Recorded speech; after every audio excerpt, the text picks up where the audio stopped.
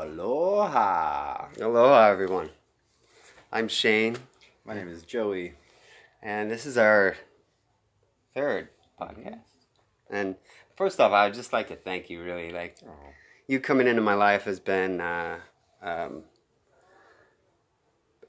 just selfishly speaking, really beneficial to me, that's for sure. We've really started to work together a lot, and a podcast is something that I've always really wanted to do. And, you had your podcast going already and have camera, microphone, all the equipment necessary and the inspiration really behind this. And so, yeah, I just want to thank you, man. My pleasure. Thank you for expressing that. And thank you for having you had a lot of just kind of fired up energy behind like, hey, let's do it. Let's do a podcast together.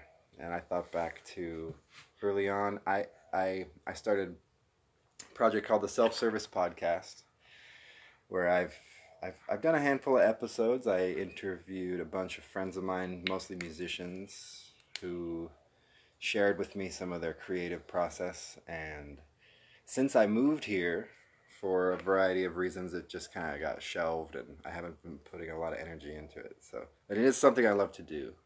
I love to make content to share with people, and then just hear what comes back. What kind of feedback people have, and it's a thrill just to think that people are watching and listening and getting on the same wavelength. Yeah, that's the other thing. I'm really. I'll just say I'm pleasantly surprised by the amount of people watching, even right now. But, we've only done 2 podcasts, and we've already had over 1,000 views, and it's only been on Facebook. We haven't actually started to upload and go live on YouTube yet. We haven't found another outlet for the podcast and the live stream. And, of course, everything I do, I have these grandiose aspirations about how things are going to go and how they're going to turn out. But with this one, we just kind of just shot from the hip and went right into it. And I really love that. And what I'm actually hoping for now is a little more audience participation. I would really love for you all to get involved a little bit more.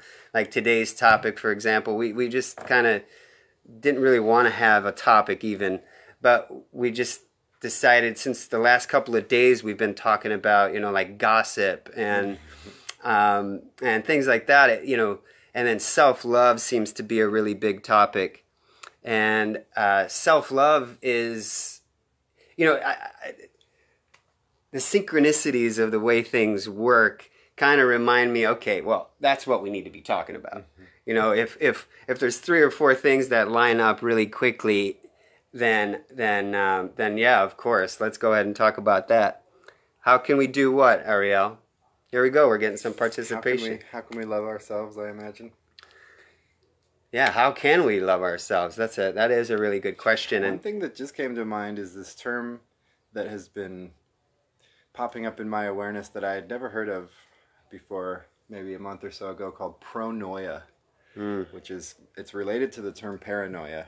Yeah. But it's kind of flipping it on its head, in that pronoia, as far as I understand, is the belief that the universe is set up in this benevolent way in my favor. So rather than being paranoid and thinking that everyone and everything is just out to get me in a pessimistic kind of a way, pronoia is the optimist spin on that, where you're talking about loving yourself, and then we're talking about reflection. A lot of times our conversations will get back to reflections, like how are you just a reflection of me? Right. And everything, for that matter, is a reflection of myself. Yeah. And in a pronoia kind of a state, then it's like, yeah, I am everything, and everything loves me. Everything is here for you. It's here for me, and sometimes the synchronicity is set up in such a way that it's comically ridiculous. Yeah. How things are seemingly set up in my favor. Now, it's not always like that. But it can be really obvious. Like sometimes you just get hit right in the head. Like, okay, I've had enough. I can see that everything is in a line for me. So sometimes though, like what I had a conversation on Facebook about yesterday was, well, when it seems difficult to love yourself, it sometimes even seems difficult to notice that that's happening to you. You know, like you'll have some sort of negative interactions with people. You'll start coming from a place of judgment, self-doubt, and everything. And what I end up always bringing it back to is, if it gets that bad, I I just start with myself. You know, I come back to me, and instead of worrying about my friends or my family or my children, I just come back to me. I look in the mirror, and those positive affirmations that we're all learning, you know, you can start right there. Because there are times where you'll even look in the mirror and just say, wow, I'm fat, or oh geez, I got pimples all over my face, or things like that, and you're not seeing the true you, the full you. And that's sometimes, if it gets really bad, that's where I go. I just go right back to myself. I start loving myself. I start thinking about all the amazing things that are in my life, all the amazing people. I mean, look where I live. I live in Pune, the most magical place on the planet. And you haven't had the easiest, you know, road getting here either. So you've come quite a long way. Well, thank you. And I mean, it's got to have been fueled by self-love for you to have, you know, overcome obstacles and triumphed over just hardships. And sometimes the difficulty in loving myself stems from when part of my shadow is exposed to me. Somehow I cast a light on part of me that is doubtful, or a part of me that is, you know, fill in the blank. I recently was connecting with a loved one about how I was kind of leaving her in the dark in some ways, like as far as part of what I was going through, my emotional process, and by just admitting to myself, like, yeah, I don't open up as much as I could. Yeah. And reaching out and connecting feels good when someone's reaching out to me and just, you know, checking in. And so realizing that I can step up to the responsibility of doing that and just becoming a better communicator. Just seeing that I've got all this room to improve can be kind of daunting. And so I can get down on myself about that. Yeah. Yeah, nice. I see we have a comment here. I am the worst about loving myself. It's so easy to give that energy to others around me. See, and now we get into the projecting. And, you know, when you're getting down on yourself, of course, that's going to be reflected to you. So how is it easily reflected? By you projecting the negative energy out there. So it's like the harmony armor again. It's going to harmonize it could harmonize with negative energy. It can, and that's a really big deal. Like what he's talking about is chitin that's found in the bee's body, and he labeled it perfectly, harmony armor. And you know, it gives the bees the ability to tune into any vibration in an instant, and that is, you have that same ability. You can turn your energy, your frequency, into anything in an instant, and it can be used in negative as well. So here you are, you know, in a bad mood, and somebody walks by, and you're like, oh geez, there's that asshole, and that is going to come right back to you, and it's going to ripple. It's going to ripple outwards, and before you know it, all your experiences seem negative. When it's like that, it may even seem like it's too late, but it's never too late. Trust me on that. I've been in a negative downward spiral that didn't seem like I could ever come out of it before, and you know, severely depressed. And I never experienced depression until I moved here, and of course after I moved here, you know, we didn't have anybody here at first, so experiencing depression alone, oh man. But it's also a great way to come out of it alone. Who's responsible for your energy? You are, not anybody else. I've found it amazingly difficult to come. I mean, I've been in the downward spiral of self loathing pretty much at the worst points, and it's been almost impossible for me to come out without reaching out for Right. some sort of maybe just additional reflection from someone else to kind of, you know, um, for maybe their reflection to just cut through whatever I'm putting out there, because Right.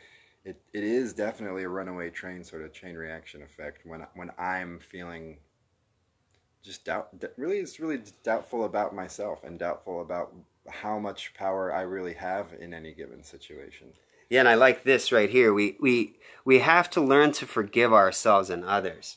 Actually, let's take that a step further. So to say that you have to learn is seemingly saying that you don't already know how. Remember. Yeah, yeah. We get to remember, and we get to. We don't have to. It's not an obligation. We get to. It's a privilege. It's actually a really amazing thing. And these are all practices. Your words are super powerful, and you are all you're all knowing already. You're just remembering. And we all are just remembering these magical things, these magical gifts that we have, and practices and meditation and other things. So yeah, what are the things that you all do to bring you back to the self, to bring you back to self-love, and what are some of the practices that you have? One thing that just came to mind while people were typing. Yeah. I talked to a gardener friend of mine, Matt, and I asked him about rituals and different things that he might do in his daily life, that are his own little personal rituals. And he said he used to practice this. It's like just a little thought experiment of assuming, just as you walk through your life, just assume that everybody can read your thoughts. Just assume that everybody can tap in telepathically with what you're thinking about yourself or about them, and then it becomes a little bit more of I become a little bit more tuned in when I think about, I don't want to just be casting out a bunch of trash and negative stuff, because it's right there spelled out, for everyone to tap into. And in that sense, it's like throwing garbage everywhere, in a public place or something. Right. Or just throwing sewage out there, and wallowing around in my own mess. And I used to think everybody. Let's just break it down to bees automatically. I used to think that if you weren't doing it the way that I did it, or a couple of the bee guardians here on the island, like Gen B, if you weren't doing it like us, you were wrong. And I would cast these negative projections like, oh, if you're using that, you don't care about the bees. If you're doing it this way, you don't care about the people. If you're using chemicals, then you're purposefully poisoning the bees and people. And that's not true. That's not at all true. And when I got out of that mind frame, all of a sudden, magically, all these doors started opening up. And I don't cast any negativity on any way that anybody chooses to work with bees, because I know from my experience that everybody that works with bees loves bees. Everybody that works with bees cares about bees. And if I ever feel negatively, I remind myself of that. And that's an example of a daily practice. Is if I'm starting to feel negative energy or judgment over the way somebody is doing something, working with bees especially, I remind myself, wait a minute, you work with bees, Shane. You are a bee guardian. You love bees. You love bees more than just about anything. And anybody else that works with bees feels the same exact way. And I come right back. Well, you can relate to them easier, I'm sure. At that point, the conversation becomes a little more warm and inviting. Yes. Instead of I'm doing this right and you're the other. You think otherwise. So it's more difficult to just make a connection. It's seemingly really difficult because I'm literally pushing them away. I'm literally pushing them away as I'm casting them so far outside of myself, so different from the way that I feel and think. And that's just not true, because once again, everything is here for me. So let's bring up a couple of examples. So like techniques in hives.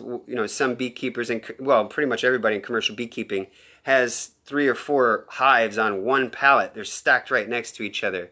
And so, of course, if one hive gets sick or gets an infestation with mites, the hive next door is going to get the same thing. So I could judge that and say that's not the way to do it. But then it's taking me away from the fact that there's a bazillion people in this world and everybody eats honey. So there's a huge demand for honey. So stop judging the fact that there's anything being done wrong, because the ultimate thing that's happening is we have a commercial demand for honey. So why would I judge the way it's done commercially? Because there's a demand for it. So then I start to say, okay, well, how can I then positively influence a method? Well, the way that I can do it is by not making that person so different than me, not judging them, not telling them that they're wrong, actually inviting them to see the way that I do things. But if I'm casting judgment on them, they're not going to come over and see the way I'm doing things, that's for sure. I mean, I have a ton of hives. I do it just almost identical to commercial beekeeping, and I have never used chemicals, and I never will. And, well, I'm not even going to say that. Well, you love the way that you do it. Yeah. We could put it that way. Like, you love the way you space the hives out a little bit, so, the mites or the beetles aren't going to be that close and spread. Right. And by loving what you're doing and just being an example, without really feeling the need to, like, well, I better shine my example as hard as I can so that I can influence them. It's like you said, you can invite them to take a look, or just radiate your way in such a way that they might just naturally come take a look and be curious. Like, how is that working for you, doing it like that, and why do you love doing it like that? And well, it's just and then it's like you said, you're inviting them into it rather than creating in your mind them as the other. They're the commercial approach. You're the good non-commercial approach. Right. And I mean, you're looking at it now. You're all people who love bees, and so that's more of a reflection that's in alignment instead of just dividing. Right. Yeah, and it comes back to the harmony armor again.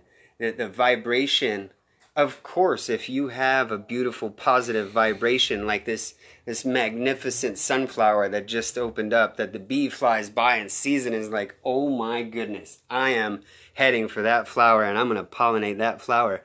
You have that same kind of magnetic field, that same kind of attraction or repulsion.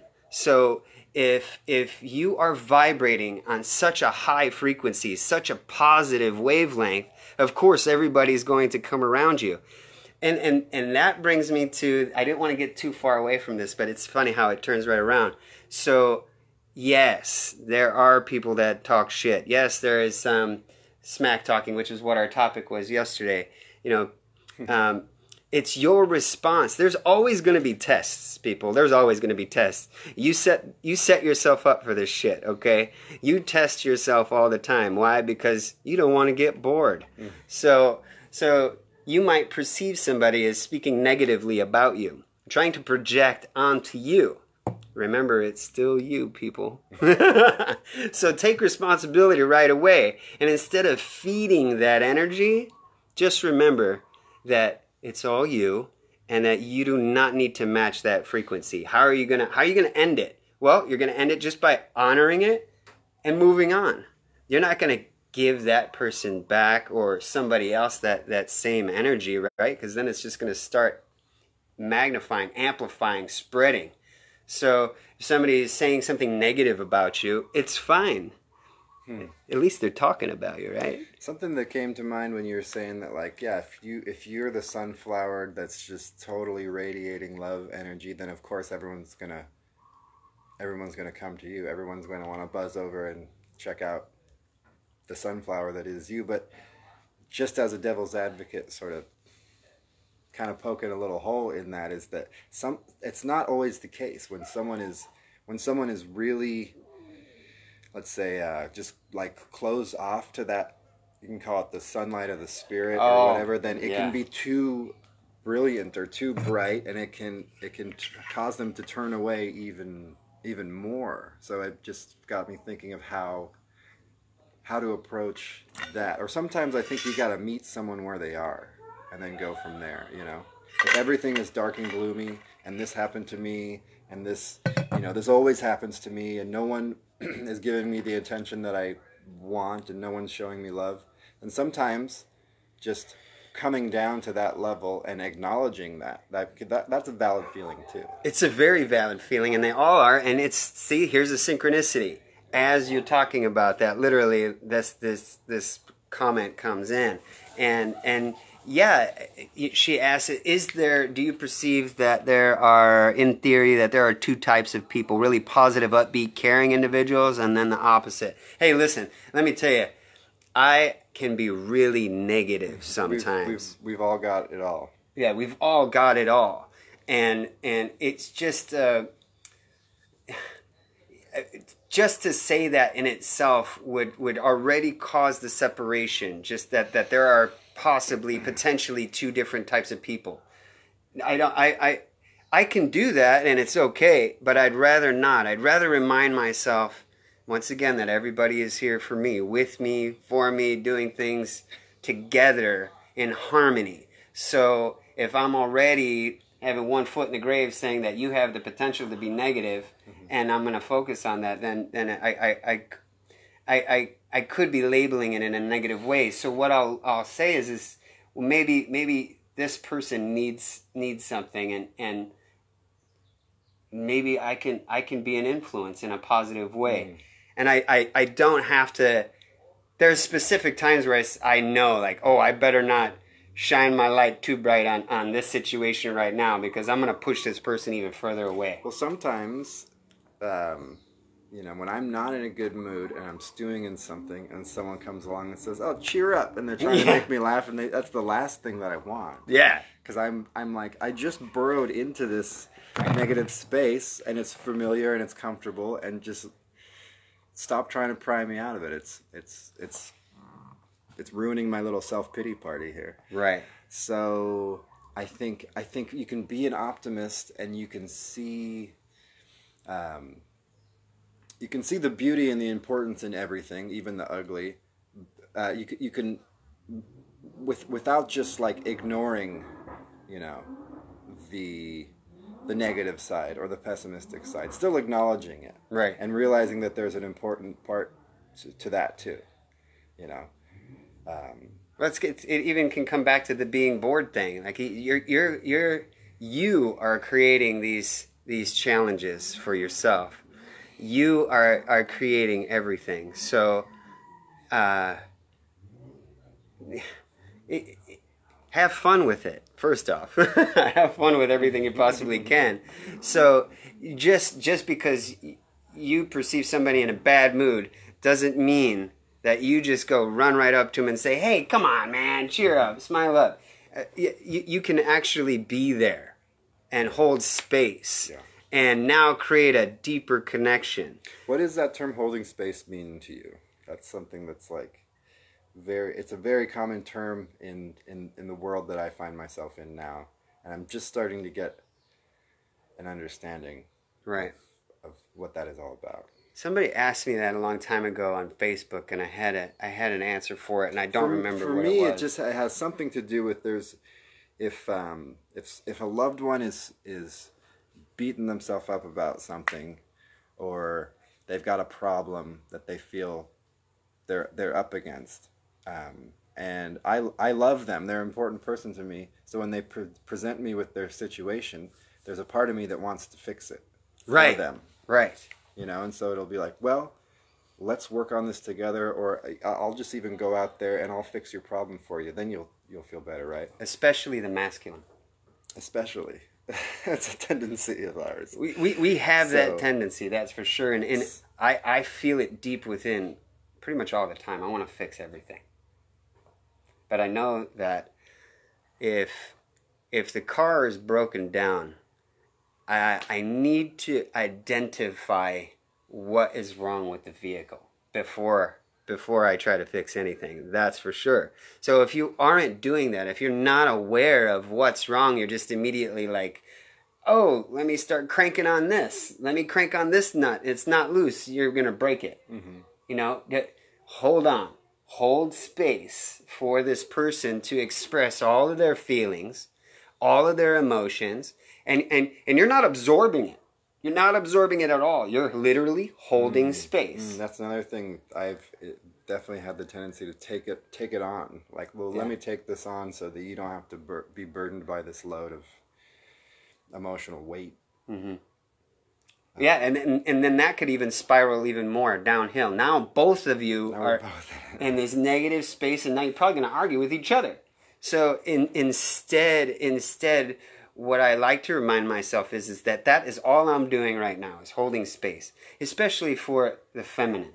You know, masculine, yeah, we could probably bounce things off each other a little bit easier, right? But if the feminine is and I'm perceiving the feminine in a place of needing someone to hold space, then yeah, I'm reminding myself, okay, Shane, all you're doing right now is listening. You have nothing to say. You're listening. So and sometimes it's fucking hard, man. Oh my God, especially if there's what I perceive as personal insults or personal attacks coming at me. You know, like I'm the reason for that person being in that negative space. I'm like, well, you get defensive. You get defensive, right? And it becomes increasingly more of a challenge. Now nobody's holding space for anybody. Right. So I think it has to do with not forcing a need to fix anything, and it has a lot to do with listening with like every cell of my being. Right. And the way I'm sorting it out as far as holding space is realizing that we're all a process. We're all many processes that are going on simultaneously. Yeah. And another just example that comes to mind is if somebody's real upset and they're crying, a lot of times there's the impulse to go, hey, don't cry. Right. Cry, but that's part of the process. And now we're back on It's actually a really important part of the process. Right. So it's just the letting go process. Yeah. But now we're back into the programming that our first two topics were. You say these words, oh, don't cry.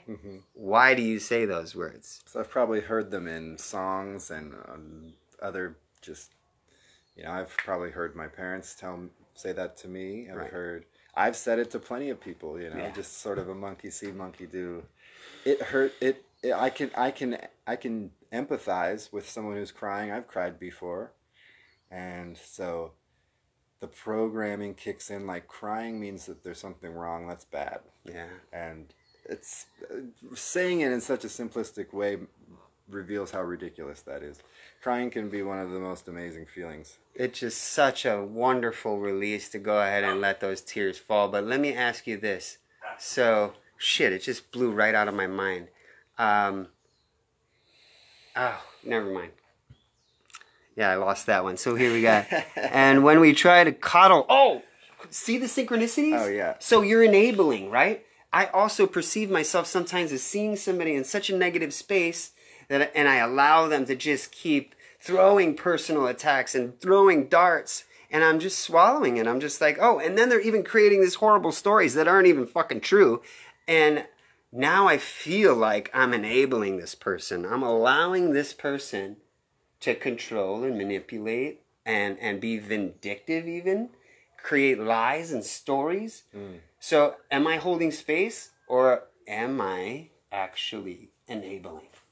So this is where I'm at right now. Slope. This is where I'm at in my process right now. Yeah. Like I'm working on that right now because I want to be a positive influence. I want to be a helper for somebody. I want to be a shoulder. I want to be all these things. I want to be a brother, a sister, a lover. I want to be all of these amazing things in one thing. And I want to be perfect. No, you don't. It's in those imperfections that we find our true humanity. Yeah. Yes. Yeah, I wanted to read this one. Aloha. This is a fantastic topic. I imagine I can listen later. Thank you for putting this out there. It's so important. Yes. So listening later. So that is something that we're kind of working on, because now we're probably getting to around the 15-20 minute or so. Well, you can always go back and click this Right. and watch it in its entirety later on from your Facebook feed. Right. You can comment on it. You can share it. You can then you'll get notified. But in the meantime, until we go live on YouTube as well, this is probably going to be our only thing, because right now, simultaneously, while we're really starting this and really letting this take off, look, we got 18 live viewers right now. We have so much going on. We're about to launch an Indiegogo campaign to raise money for a study that I've been trying to manifest for 3 years. So thank you, Joey, again. I don't want to get emotional right now, but that is something that's been so heavy and important to me. And Joey comes into my life, and now all these things are magically happening. Everything is starting to come together, and I'm super stoked on that. So yeah, we need to raise money. We're working on that. We need to do this Indiegogo campaign. We need to do the podcast and live stream, and we also are doing fire ant treatments, and we're also doing Gonna go extract some honey today. yeah, and wild hive removals. So we're doing so much at one time. So we're just slowly inputting things in their quote unquote proper places. So thank you for helping us, spreading the word, getting involved, sharing, and yes, we will be on YouTube soon enough. We're going to be going for sponsors right now. Actually, we're also going to be getting guests, but sponsors is something that is pretty important. Like we can even get regular donors that once a month automatic small donation thing. Yeah, and for now, that's all important stuff, and it's easy to get excited with what's going to unfold as we get further into it. But we're really just putting content out. Yeah. On a weekly basis. So far, 3 weeks in a row, we've done pretty well. Fuck yeah. And we're also just hitting our stride as far as like our dynamic. It comes pretty naturally because we hang out all the time. Yes. We've been going on a few little road trips and we've had plenty of time to just chat it up. Yeah. And see what topics we come back around to as themes for this. And we're going to be setting up a little bit more of a cozy little studio here. Yes. In our garage See, space. look, we're already. Oh wow, it sounds so much better like this. And plus, we wouldn't talk over each other if we had the headphones. I actually don't think we don't do too bad with that either. Only when we get way overexcited. Or when the bees start. I love you too. So yeah, we're playing with the idea of several different online formats, putting out an audio version of this, and putting out a YouTube channel. Yes. And we already have a YouTube channel going, so we'll probably just go with that one. We'll just tailor it a little bit. We'll change it a little bit different, make it a little bit different. But yeah, I just want to say once again, thank you for your interactions, and you all have become, even people that I don't actually know in person, you've all become a great, really big part of my life. Social media, I really appreciate this platform because we're getting the message out there, and we are involved with each other. We are sharing our frequency and our vibration, and I perceive it as positive, and we hope we're reaching you all with that positive vibration. It's working on my side of things. So. Yeah, that's for sure. So thanks for tuning in today, everyone. And every Monday, Hawaiian time, so we don't have a specific time, but in Hawaii, it's about 11 right now. So it'll be sometime before noon every Monday until we get it really dialed in, and then we'll have it on a specific time. So yeah, tell your friends. If there's anything that you'd love to hear us talk about or address, or questions, comments, we're open to all of that. The name of the channel. Yeah, see, things, we need your help. Keep suggesting things and getting involved like that. The name of the channel is something that we've been bouncing ideas about too. Bee programming. Because it's sort of like reprogramming. Featuring the beautiful bee boys, which is us. Yeah. And yeah, other ideas for possible guests too. We've been making a little list of that. Yeah, I've actually recently reached out to a couple of high profile social media personalities, and they are interested. So I'm super stoked on that. And if anybody, even if any of you anybody wants to be involved, just drop us a line. Let us know of a topic you want to talk about and a potential time frame. And yeah, we'll definitely consider it. Thanks, Is everyone. that our time for today? That's our time for today. Thanks for being here. See you next week.